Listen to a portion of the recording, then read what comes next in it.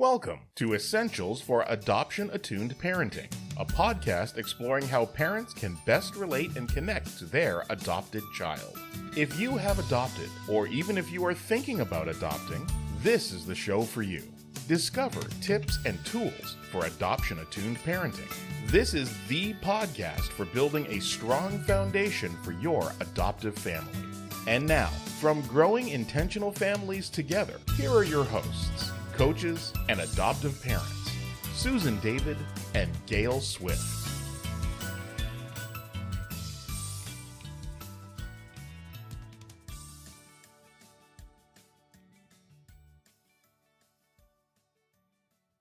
Hi, this is Susan from San Diego. Welcome to the Essentials for Adoption-Attuned Parenting. As always, I'm joined by my co-host, adoption coach, author and adoptee activist, and my colleague at Growing Intentional Families Together, Gail Swift. And Gail is from an equally sunny place, Florida. Good afternoon, Gail. Hi, Susan. As you know, April is National Child Abuse Prevention Month, so I'm particularly excited to have a special guest joining us today to share her thoughts, adoption consultant, Abby Jacobson. Welcome, Abby. Oh, thank you, Gail, and thank you, Susan. I'm delighted to be here.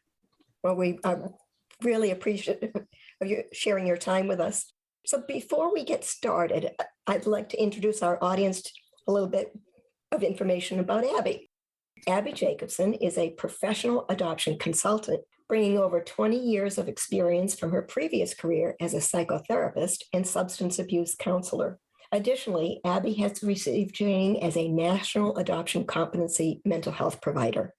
With her knowledge of family systems and networking, it is her aim to provide support to individuals who have experienced the process of adoption, both adults and youth alike. Coming from a family with 4 generations of adoptions, that's amazing. This is an issue she is very familiar with and which originally led her into the field of counseling. Created in 2021, Abby Jacobson's adoption consultant business grew out of her dedication to working with others and being a former foster child, becoming an adoptee at age 14, and then completing her degree in psychotherapy, a field she practiced for over 20 years. That's a lot of experience. Her mission is to provide a safe, trustworthy platform by which adoptees can share their stories while establishing their self-identities. It is her goal to assist other adoptees as they navigate and define their own perceptions of identity. Based on both her professional training as well as her lived expertise, Abby has a great deal to offer to adoptees and the families who love them. That's an impressive set of credentials, Abby. Oh, thank you so much.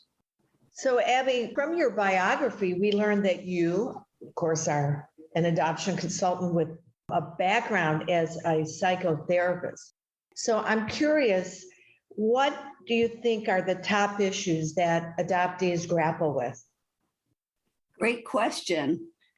First off, adoptees come with so many layers of issues that it's hard to choose just one.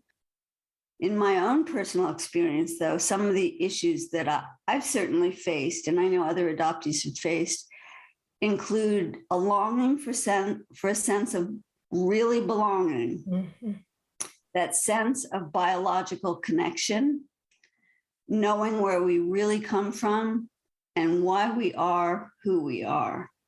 It seems like a recurring theme over and over again. And I think it also changes as a person goes through life cycle events. You know, I would agree. Yes. Yeah, with my own kids, their longing started pretty young. They started talking about it when they were 7, 8, 9 years old. That's great. That's birth parents and what they look like. Did they miss them? All those kind of questions.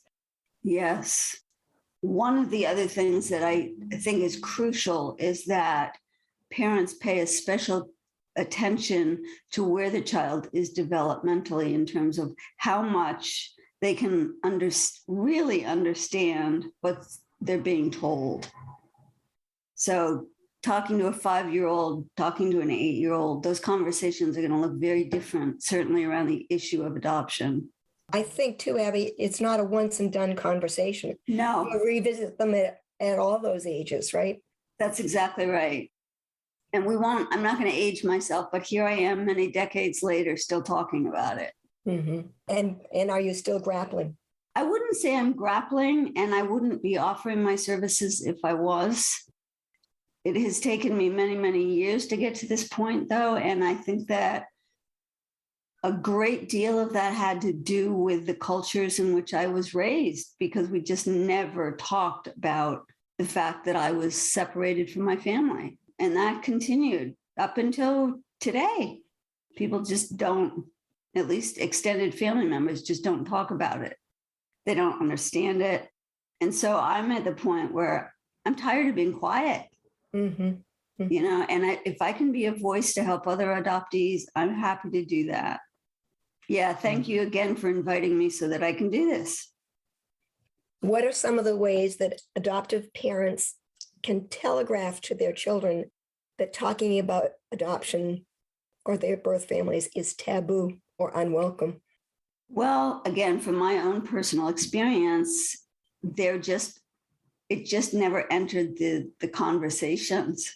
It was omission by proxy, or I'd be in a conversation, say with peers, and they'd say, "Oh, where were you from?" I love that question. I was like, "Oh dear God, here we go."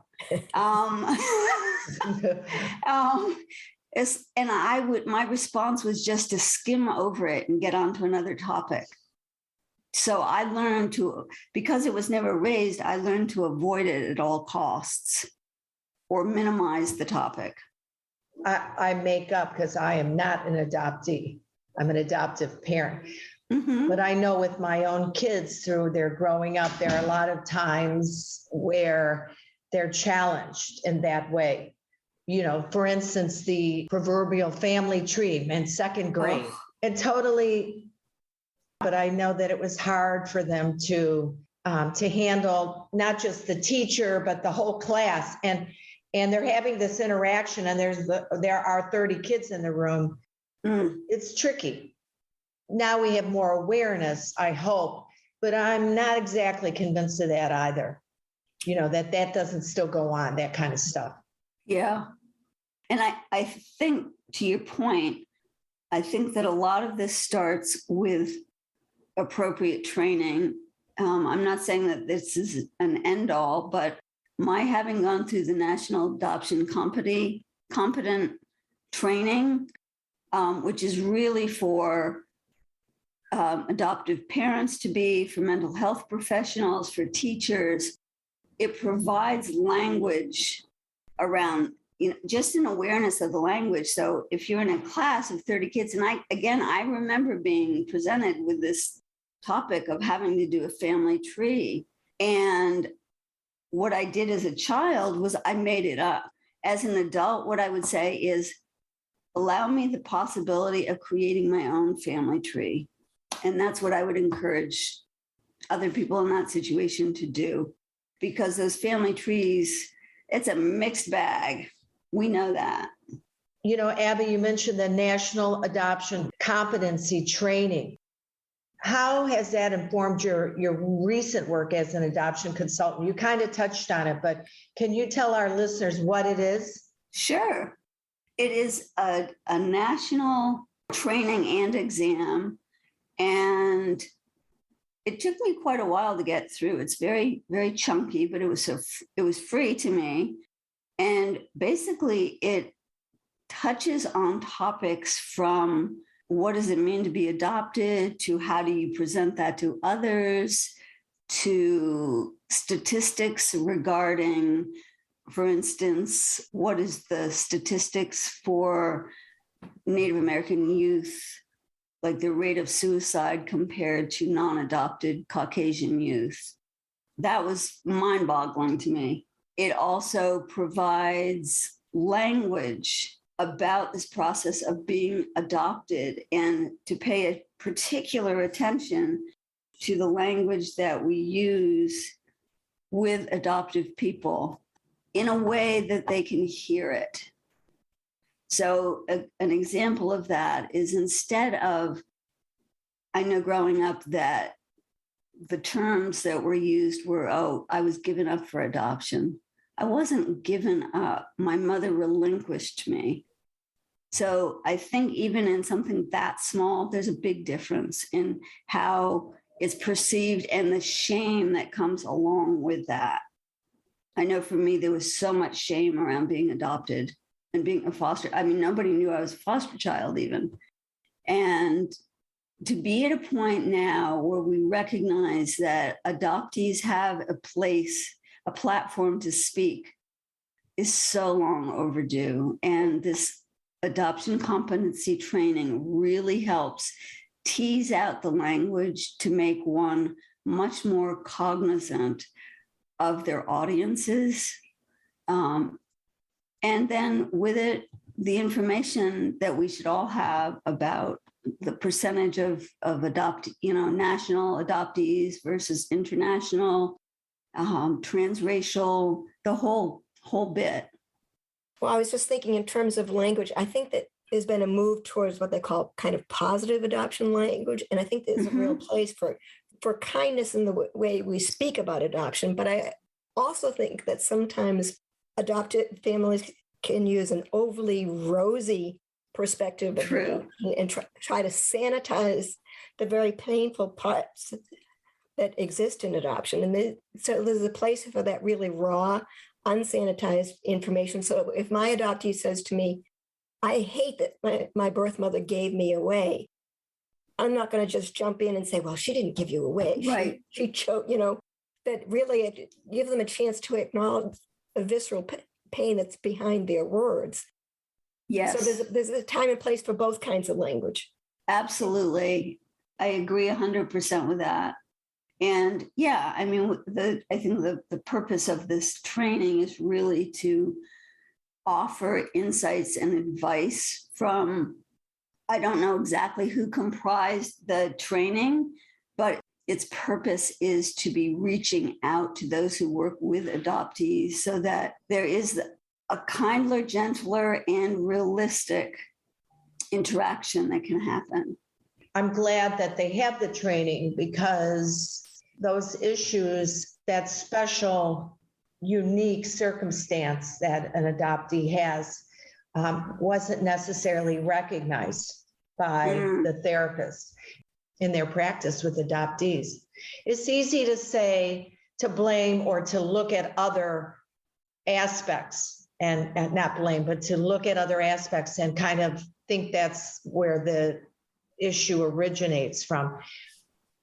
Now, I think we're looking at, hey, adoption matters and it does make a difference. Yes, it does. So, Abby, what are the things that might be overlooked, even by a mental health professional, when helping adoptees? Oh, that great question. Honestly, I think, again, from my own experiences, one of the biggest gaps I saw was not even being noticed by a social service welfare department. Here's what I wrote in response to this question. I truly believe that not having had the personal experience of being an adoptee or foster child has the possibility of detracting from the overall relationship between mental health workers and adoptees.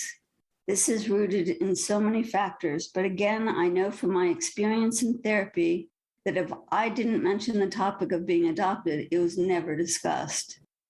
My silence enabled the therapist to also avoid talking about it. My suggestion would be for therapists to include questions about adoption from the start during their intakes.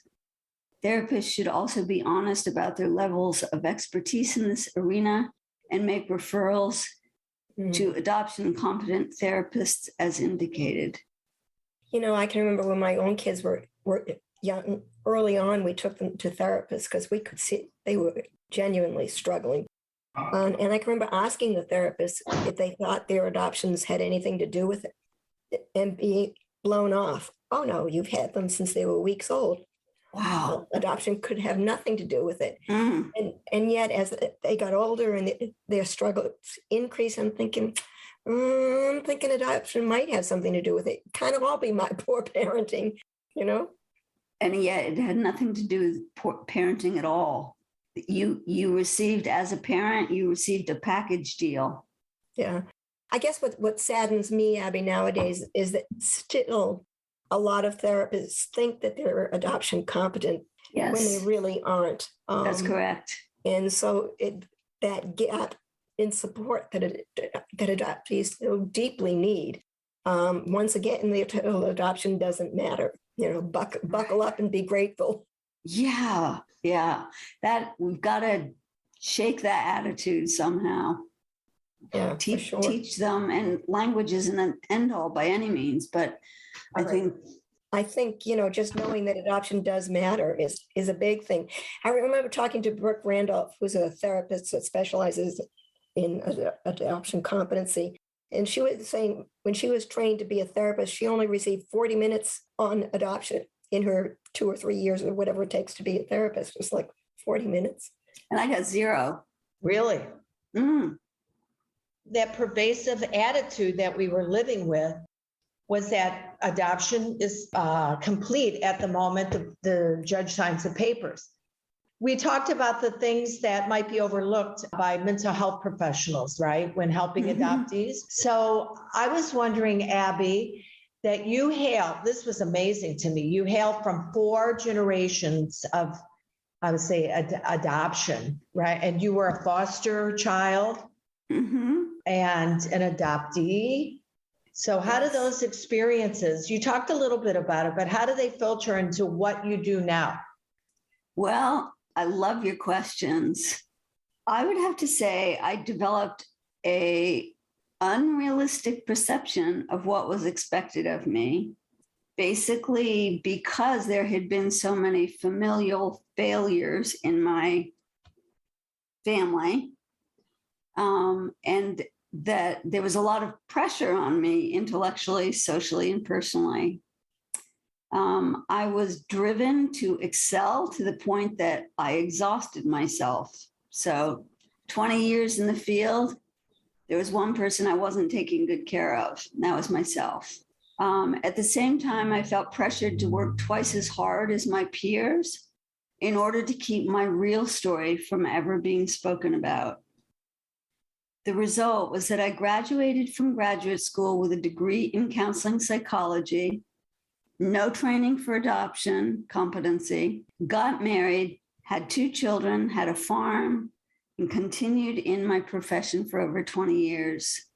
My ultimate goal, as a result of coming from this broken system, was to create my own family, which I have done. And today it includes not just 2 sons, but 2 daughter-in-laws. I've had my career, and after deciding to leave the field of counseling, have now been able to turn my attention to how my own background has formed me into the person I am today.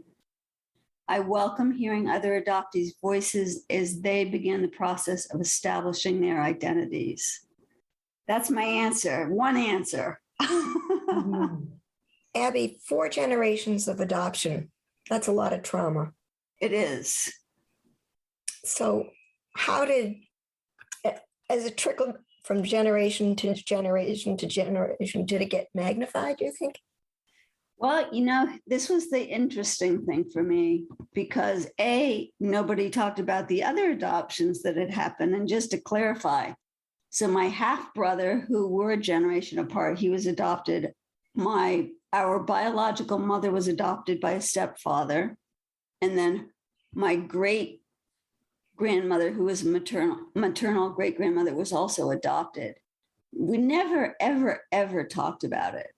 And because of that silence, I felt the pressure even more so to succeed where others had not.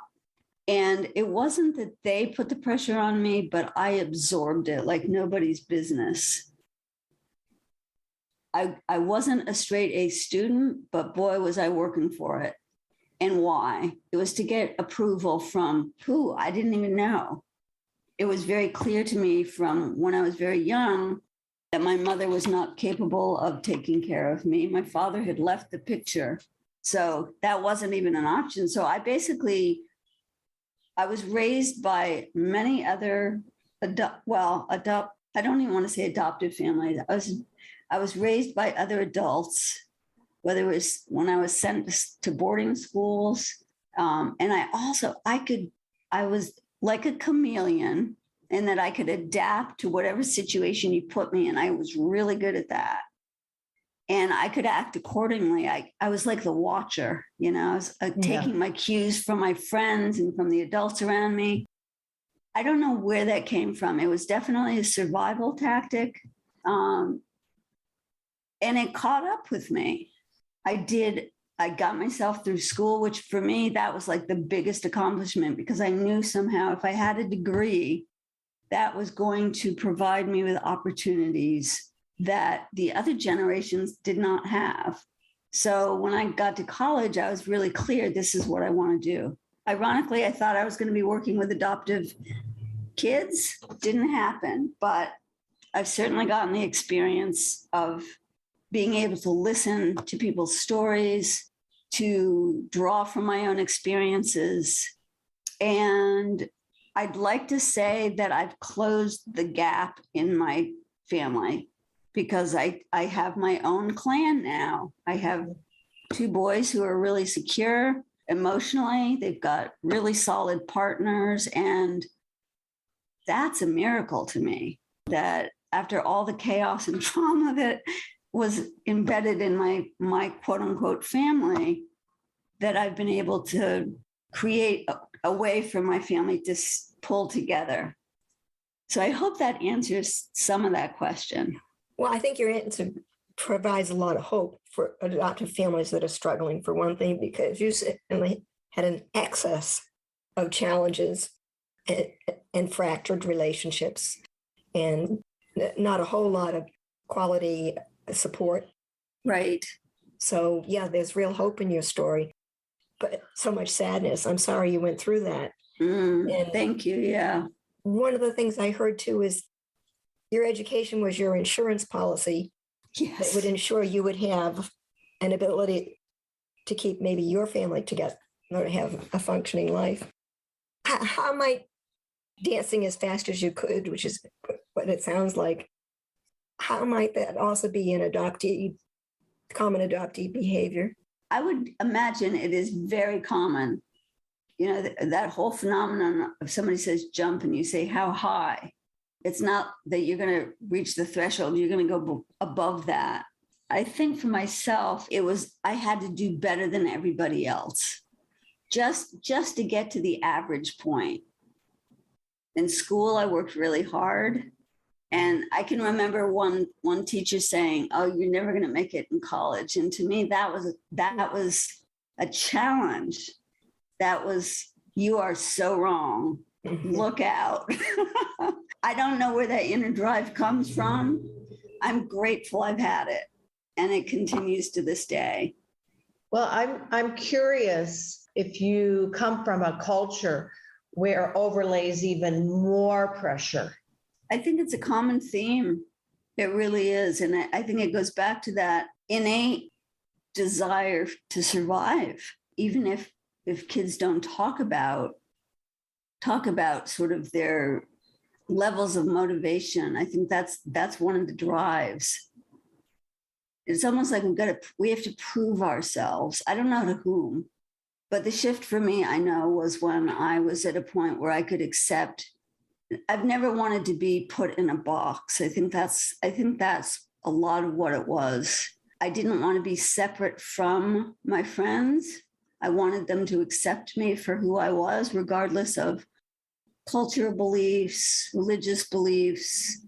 And so I could shift it up according to whatever was demanded of me. That sounds really bizarre as I'm saying it out loud, but I think it's true, especially with cultural traditions and things like that. And I think having the openness for whatever process the adoptee is at in regards to looking at these issues is also part of it, if that makes sense. I think too, I have an overachiever, one of my children, and I think there are a lot of reasons that drive that. I think a lot of it is adoption based, but I'm wondering, I think a lot of adoptive parents will look at their overachievers and think that they're doing really, really great. But I fear for my child's mental health because, that dancing as fast as I can, being better and getting another degree and another degree is like, I think they're trying to prove something to themselves and maybe ensure that, am I good enough now? Will you keep me? Right. And I think to switch that scenario, one possible outcome could be to say, you have nothing to prove to me. Mm-hmm. I love you regardless. Even if you get C's, we still love you. We love you. We accept you. Those were words I'd never heard. And so I think it was like chasing the dragon tail, you're going round and round and round. And when was I going to be good enough? That was the ultimate question for myself. When was I going to accept myself for what I had done? And I'm sitting here many, many years later, realizing that I finally reached that point. I wish it had come a lot sooner to save on the angst. But let me tell you, I've had a lot of therapists and they helped me get here too. None of them were adoption competent, however. We never talked about that. Mm-hmm. But I wish somebody had been there to say, you know what, I love you no matter what.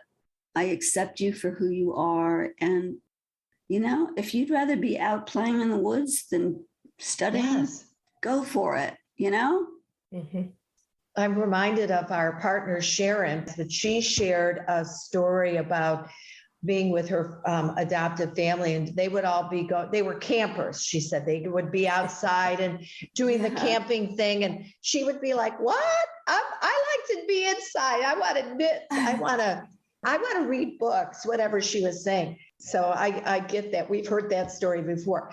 One of the things that we talk about in adoption attunement is like, be mindful of your own kids' talents, their innate abilities, their attributes. And I think that when if an adoptive parent is in the fairy tale and they are imposing their own enjoyment, their own talents, their own interest on a child, that's not very helpful. Yeah.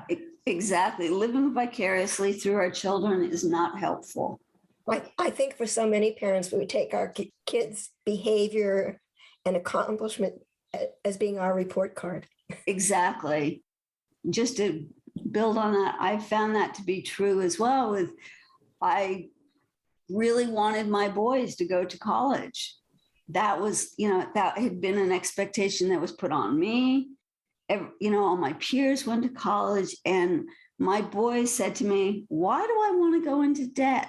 And I thought, I've never really thought about that before. And they said, I can earn as much money doing what I'm doing as if I had a college degree. And I was like, you're absolutely right. And so they have found careers for themselves. They're both in the trades and they've made a living and they're happy. And for me, that was letting go of my own expectations because, as you mentioned, yes, I was living through their successes, but my growth had to be a willingness to step aside and recognize what their self-worth meant to them. That's a process. I think it's important for adoptive parents to start early in that. Step away, step away from the expectations. Yeah. So what can parents do to assist their children struggling with adoption? I would say, listen to what your children are saying. Pay attention to their behaviors. If they don't have the verbal language, how are they acting? What are they telling you through their actions? Find an adoption competent therapist before making the decision to be in a foster or adoptive family. Get educated. Figure out what questions you need answered. so that those don't get laid out on the child, because the children, they've got spidey sense like nobody's business. Mhm. You know, they know when we don't have the answers. And why can't we admit when we don't have them? I don't know. But that's something I've done with, I'm not saying I got it all figured out, but with my guys, I have no hesitation saying, yeah, my bad. Sorry about that. Let's try this again. It gives them a level of honesty that was never given to me. I think that adoptive parents really need to have a holistic range of supports, from everything from working with a pediatrician to the school counselor to if there's a cultural group that your child needs to be part of, get involved. Do it with your children. What they haven't had, what adoptive children have not had, which we know, is consistency. It's that longing of knowing that we belong and that people have our backs and that no matter what, we're there for them. So that's kind of where I'm at with that question. There's lots of issues that those kiddos are struggling with. Got to be ready for it. One of the things that comes to mind is, how do adoptive parents set the stage for the kind of communication that works to support the kids? I think, again, having more than just one or two resources for the child or for the parent is really important. You both know how hard it is to take on this task of being an adoptive parent.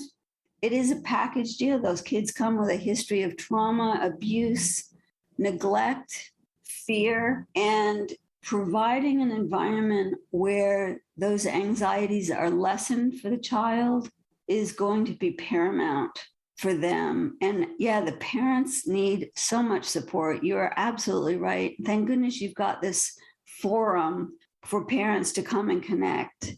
Certainly in my reality, that never happened. We just never talked about it. I thought I was the only one. And I'm so grateful today to know that that's not true. I think we all need that sense of community. And I think it is in community that healing takes place for parents and children.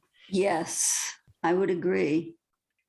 We also know from the scientific end of things that the brain is hardwired for trauma, and our cellular makeup holds on to trauma.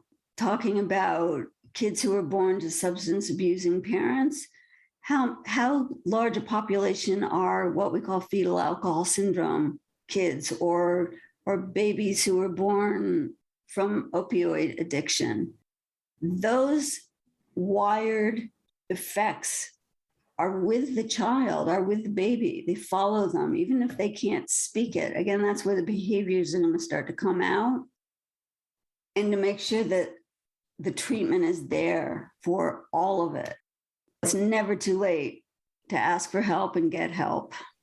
Well, I think one important point I'd like to make too, Abby, relative to what you just said, is adoptive families have to be built on love, but love doesn't heal trauma. It takes a whole lot more than love. Yes, it does. Yeah.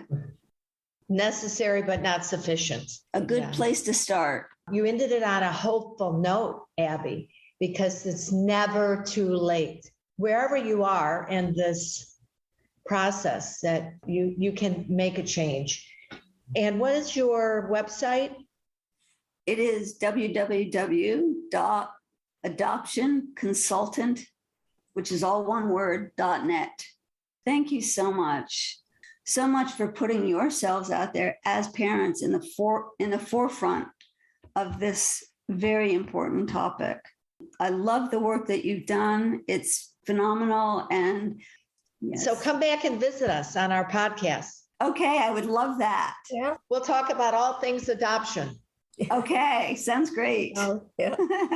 It's not a once and done conversation. No, it is not.